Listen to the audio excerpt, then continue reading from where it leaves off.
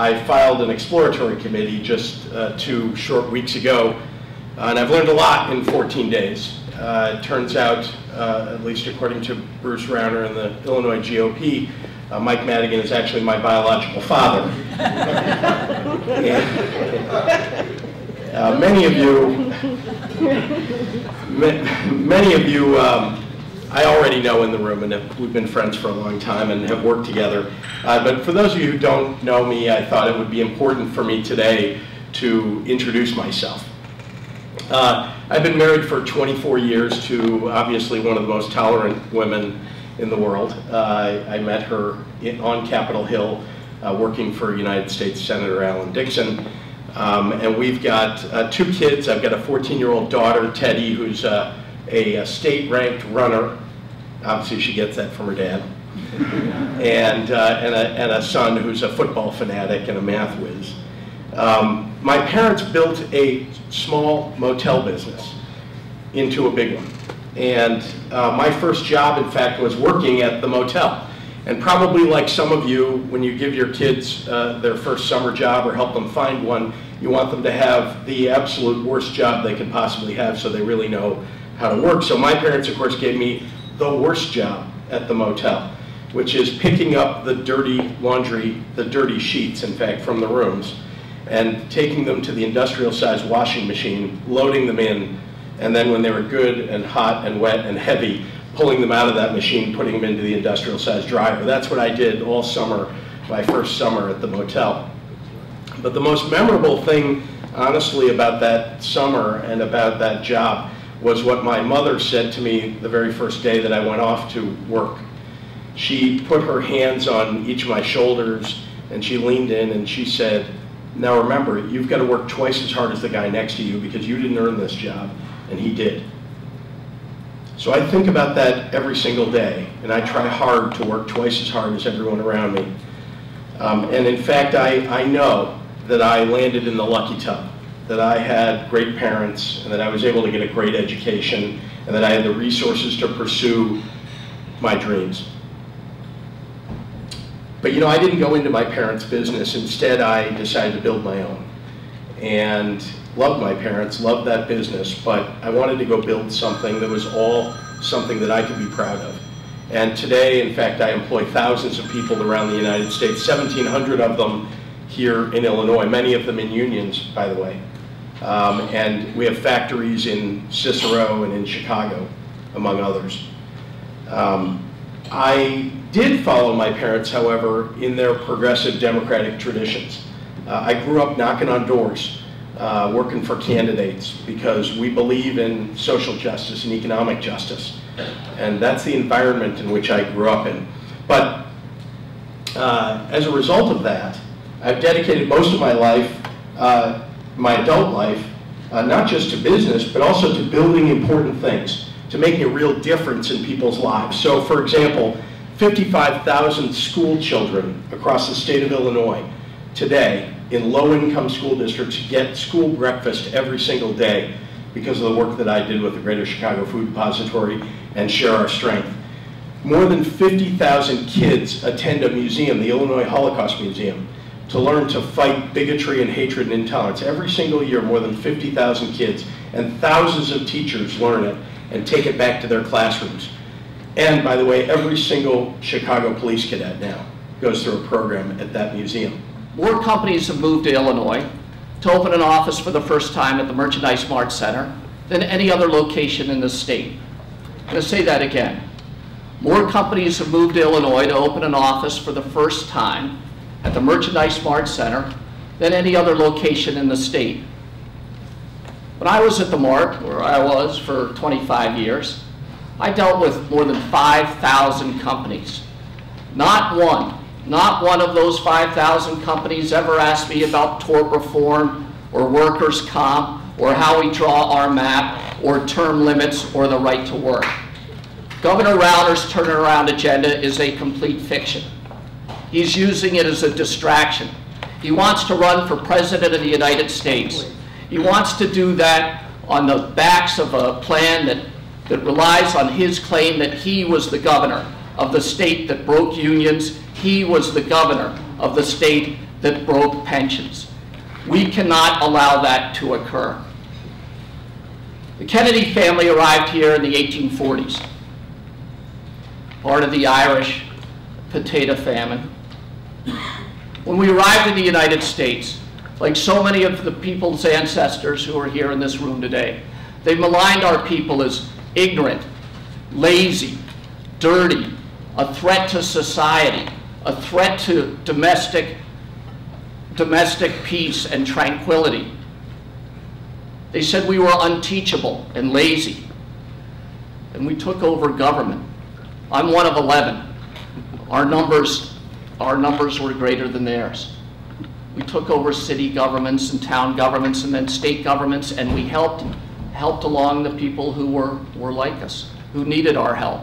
And then we realized it would never be enough, and we created laws that helped create unions. We founded the Democratic Party.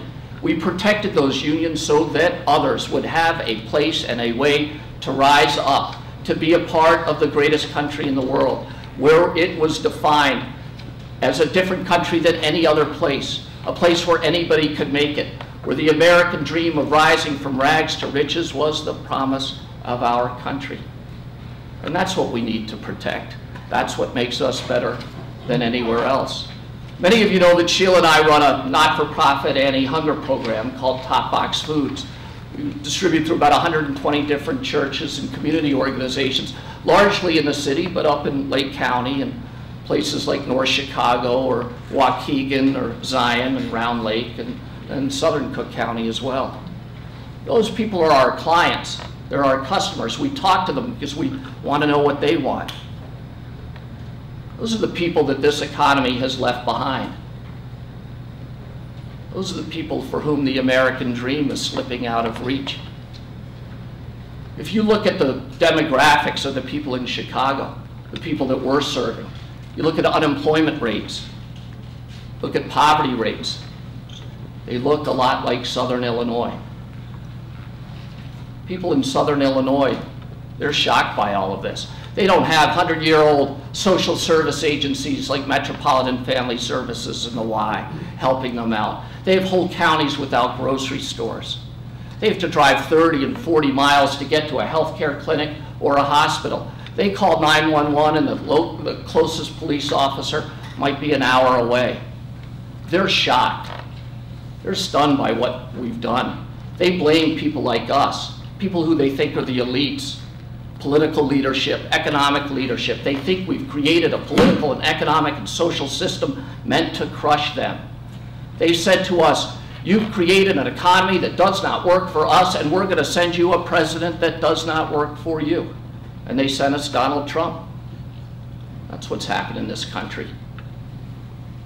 His supporters aren't all racists, not all Mexican haters. But they're mad. They're mad that we've created an economy that's not working for them. And the root of that is an education. If we do not restore the American dream, if we do not give those people hope, they will send something worse than Donald Trump, something worse than Bruce Rauner. And we need to make sure that that should never occur, because if it does, we will wreck the greatest job creation machine in the history of the world, which is the American economy.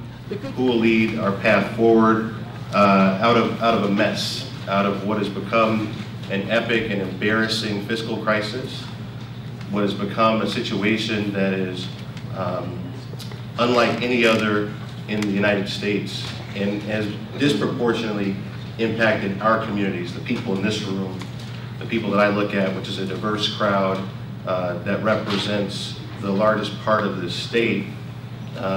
And it's part of the state that has seen the largest impact, largest cuts, and I would say deepest struggles since Bruce Rauner took office.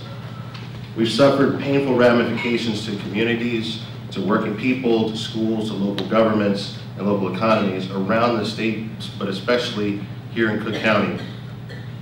The question is, who will lead our path forward? I want to take the time to tell you a little bit about myself. I know many of you in the room, but I wanted to also give you background about how I think about what is needed from the Democratic candidate for governor. To be clear, I admire many of the people who you're going to be meeting with and hearing from. I share many of their values. I hope our party does not become fractured, as Committeeman Sposato points out. In this process, the only person that benefits is Bruce Rauner. Us coming together and us being together and having a process that is not divisive, that is not personal, that doesn't attack, but really gets the right conversation about what our state needs and what we as Democrats stand for the people that we represent. That's this conversation. So I spent the past several months having that conversation with community leaders, with workers, with small business owners, with some of you in this room, young progressives, and others. We've also done some polling to hear directly from them. What are the issues that are most important to them? What do they feel is needed from leadership generally, but especially from Democratic leadership, like the folks in this room? This process actually wasn't about me at all. It's about where we're at in Illinois and what we need and whether we do have a process to evaluate what the voters are telling us works for them and doesn't work for them and hasn't worked for them. And there's a lot that we can learn from listening to them. What we learned is that folks view the budget stalemate and the budget crisis as the single biggest issue. And the person who they believe has the credibility to solve that is the person they're going to vote for. The other thing that we learned was that in communities of color, voters of color, top issues are education, gun violence, and the economy, their path to jobs. In Cook County, we know this. We have communities that have unemployment rates of 3, 4, 5 times that of the state or local averages. We don't solve that as a party, our candidate doesn't solve that as a party, they don't get that vote. It's that simple. They can't speak to that, they don't win their vote. They can't speak to solving for the budget process, they don't get their vote. They don't say, here's my commitment to public education, they don't get the vote. So what we have to do as a party is figure out how to answer this, because people are fed up. They're fed up with the lack of progress. They're fed up with the conditions not changing, their schools not improving, their job prospects not improving. And my interest here is to help fix it. That means that Bruce Rauner has to go. Number one, top priority for all of us. Every candidate here, if you don't hear that as one of the lines that they say, pull them to the side after this, don't do it publicly. Listen, we're all obviously here for the same crucial reason. We have to defeat Bruce Rauner in 2018. Our party relies on doing so, given the assault that he has directed at our party in a political way and at the core values we stand for and our allies across the state of Illinois. And our state relies on it. We're in a tremendous amount of trouble. We've never been in this situation before, coming up now on 21 months without a budget and people hurting in every ward in the city, in every township in the county, and certainly in all of the other 101 counties in the state just as much. But I want to start by talking for a second about what got us here. Because it's frankly unbelievable that a state like Illinois would have a governor like Bruce Rauner. And I want to think back to how he was elected, because I think understanding that is going to help us understand how we can defeat him. He was elected in 2014 in a moment that the state was already facing some challenges, and we as Democrats didn't succeed in convincing the public of Illinois that by continuing in our leadership with Governor Pat Quinn, we were going to be able to fix those problems. We weren't able to persuade our base that we were doing enough fast enough, whether it was by raising wages quickly, creating jobs in communities that needed economic development and didn't have it, or just fixing the basic budget problems of the state of Illinois. And Bruce Rauner won by basically saying, listen, I'm just going to fix it, I'm going to shake up Springfield, I'm going to bring back Illinois, I'm going to make things better. He didn't say much in the general election about what he would do, though all of us knew what he'd do because he'd said it in the primary while we were already paying attention. So what do we need to do now?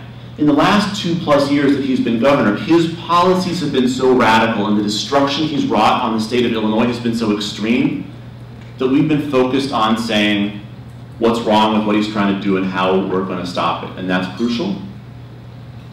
But if we want to persuade the voters that we're the people who they ought to entrust with the governorship, we also have to tell them what we're going to do. We have to tell them how we're going to fix the state budget. And the answer for that, by the way, is to finally fix our most regressive tax code among almost all the states in the country, where we continually tax the middle class and the working poor too much, fail to tax the richest Illinois residents enough. We have to fix that. We have to explain how fixing that will allow us to fix the budget without hurting most of our constituents. We have to explain that doing that will stop the flow of jobs and people out of Illinois. We have to explain that doing that will allow us to invest properly in our public school systems so that children and parents and teachers, not just in the city of Chicago, but around the state of Illinois, will no longer have to wonder if their schools are going to be able to open in the fall. We have to explain how doing that will allow us to invest properly in childcare so single parents can go to work and know that their children are safe and getting prepared for kindergarten. We have to explain how we can do that and invest properly in our universities and community colleges so that everybody who's academically qualified can afford to go to higher education and improve their economic opportunity. And most importantly, I think we've got to show that we can do that and create jobs. Invest in every neighborhood in the state, not just some neighborhoods, not just a few neighborhoods, but acknowledge that there are parts of this state, including lots of parts of this county, that we've walked away from, that require direct investment, that require direct job creation, and require job creation that hires people who live in the neighborhoods the state's walked away from. We have to be clear about our ability to do that and present a powerful vision about what the state of Illinois can do if we take those steps. For those who don't know me, my name is Amaya Pawar, and I'm the alderman of the 47th Ward. I'm running for governor because I believe in social justice, I believe in equity, and I believe in fairness. And I believe the role of our government is to ensure these values for all people and guard them at all costs.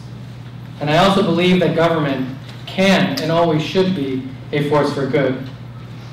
And as Democrats, I know that you share in these values. But if we continue electing people who hate the institutions they seek to represent, who hate government, who demonize public service, our government and our society, more importantly, will not reflect the values that we all share here today. And the only people who benefit when we allow people to demonize public service and government are the demagogues who keep all of us, every community in this state, fighting one another over scraps. That's how they divide us, by turning one another's communities into the other. And then once we start blaming one another, whether it's the refugees or the immigrants or the Jews or whoever we want to blame for that day, that's when the demagogues rule us. I know I'm the underdog. I don't have a lot of money. My name is not very ballot ready.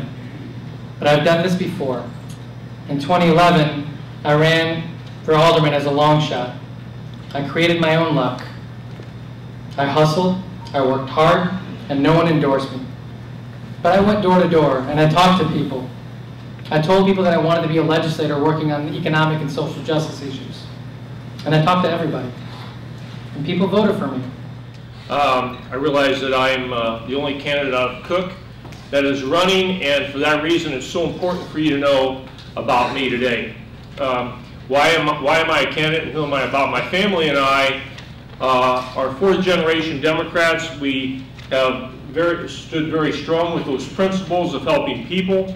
I spent 38 years of my life in public service, 28 of those as a teacher, in which I was a current technical teacher. I helped kids learn a skill to get good jobs. That I'm proud many of them today work in trade unions, work in factories as union workers. I spent my last 10 years of my career as a regional superintendent. I oversee 145 schools.